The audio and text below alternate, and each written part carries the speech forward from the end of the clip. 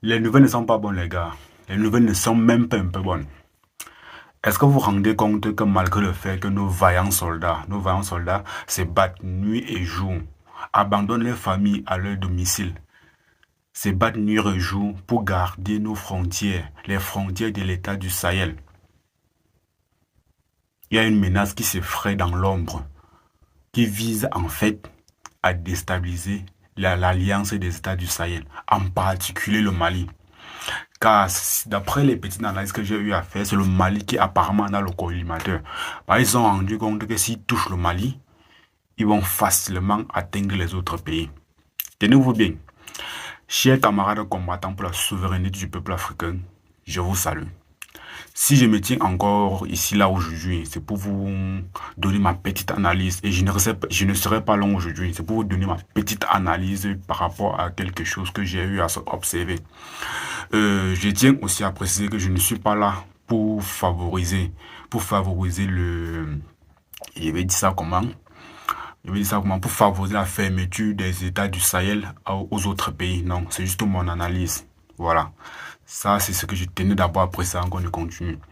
Est-ce que vous vous rendez compte que plusieurs pays africains, plusieurs pays voisins, en fait, de l'État du Sahel, en fait, en particulier les pays qui ont prédit la chute de l'État du Sahel, sont en train de tendre la main de gauche à droite, du haut vers le bas, à l'État du Sahel aujourd'hui. Les pays, en fait, qui ont encore des bases, qui partisent encore, oui, je vais le dire ça comme ça, qui partisent encore avec l'ancienne puissance coloniale.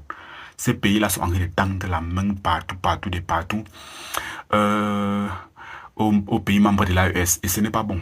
Ce n'est pas bon. Ce n'est pas bon. Ce n'est pas du tout bon. Les nouvelles ne sont même pas un peu bonnes. Si on prend peut-être, on va prendre le cas de deux ou trois pays pour illustrer la chose. Si on prend le cas d'un pays comme le Bénin, le Bénin a récemment, vous êtes d'accord avec moi, le Bénin a récemment demandé la réouverture, a récemment tendu la main au Bourg. Le Bénin a récemment... oui, ce n'est pas bon. Voilà le Bénin. Nous tous nous savons que la frontière Niger-Bénin était fermée depuis fort longtemps pour des raisons d'accueil des terreaux et d'autres raisons encore qui ont poussé la fermeture de la frontière Niger-Bénin. Est-ce que vous savez que le Niger, le Bénin a récemment demandé la réouverture de cette frontière? Vous le savez? Non, vous ne savez pas. Cette frontière qui était fermée depuis fort longtemps, le Bénin a demandé à ce qu'on l'ouvre. Moi, de ma part, je ne pense pas que l'ouverture de cette frontière maintenant peut aider stratégiquement le Niger à affronter ce qu'il affronte un peu présentement. Non, je ne le pense pas. Donc, de ma part, je ne pense pas que l'ouverture de cette frontière est nécessaire maintenant.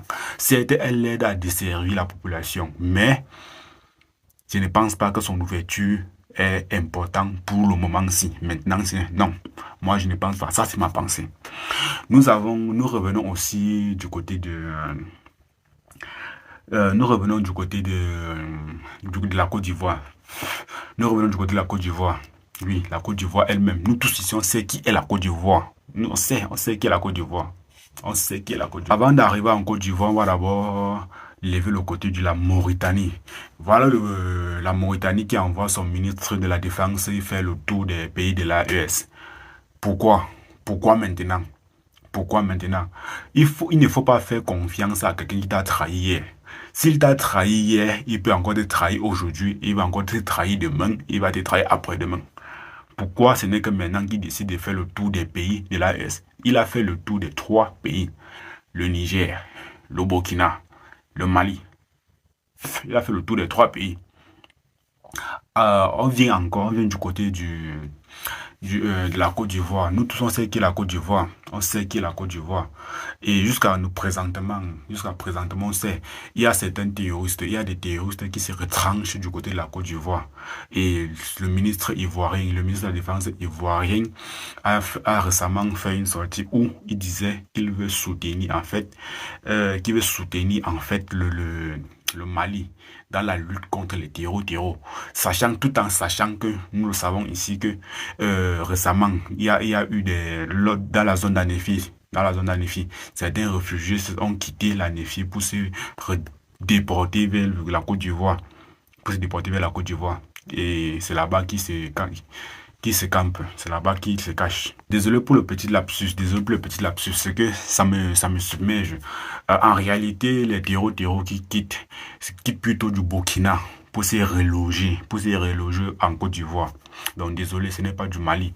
Les terreaux quittent du Burkina pour se reloger en fait plutôt en Côte d'Ivoire. Et nous avons eu le ministre qui récemment a fait une sortie, le ministre ivoirien en fait, qui a fait une sortie, le ministre de la Défense ivoirien qui a fait une sortie, qui disait qu'il veut participer à la lutte contre les terroristes burkinabés. C'est le même terroriste qui se ressenche dans son territoire et apparemment, il ne fait rien pour lutter contre ça. Mais il veut participer à la lutte contre les terroristes. Enfin vient le coup du spectacle. Enfin vient le clou du spectacle, c'est la partie qui m'intrigue le plus. Récemment, sur cette chaîne, j'ai fait une vidéo qui parlait de l'alliance de la Réunion, non pas de l'alliance, des reprises d'activité, voilà, des reprises d'activité Mali-Algérie. J'ai fait une vidéo dessus. Donc l'Algérie, lui, qui décide d'ouvrir son espace aérien au Mali et le Mali qui décide de rouvrir son espace aérien à l'Algérie. Et il y a eu un échange de l'ambassadeur. Je pense que l'ambassadeur malien s'est installé en Algérie et l'ambassadeur algérien s'est déjà réinstallé au Mali. Et nous le savons tous ici, nous le savons tous, que lors de la guerre, lors des combats du côté d'Anifi, il y a des terroristes qui se sont réfugiés du côté de l'Algérie.